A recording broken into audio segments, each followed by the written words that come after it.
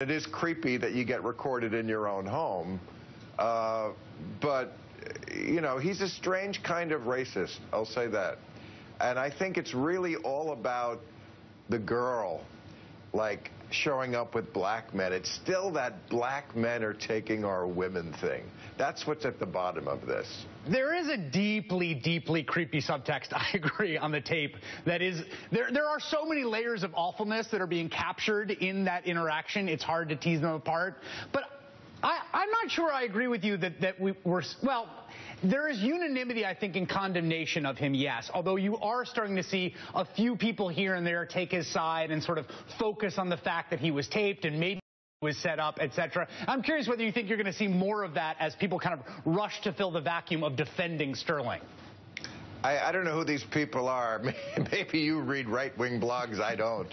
I mean, of course, Rush Limbaugh will always take whatever racial thing happens in America and within a nanosecond find a way to say something worse. That's a given. You know, the creepy part is that, yeah, when you get taped in your own house and then that goes out to the world.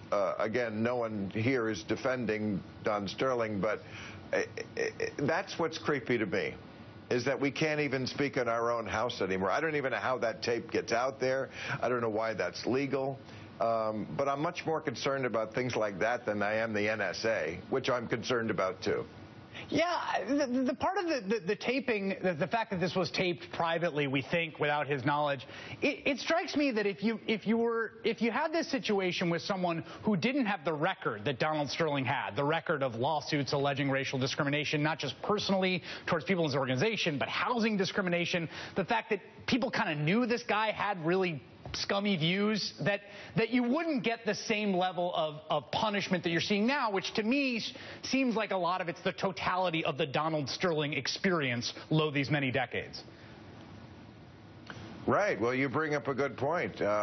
People knew about this guy. I mean, I'm sure his players must have known, at least some of them must have known, that he had been sued. You know, he had many instances before this that showed his true colors, and they still kept taking the checks. The NAACP was going to give him an award up until yesterday.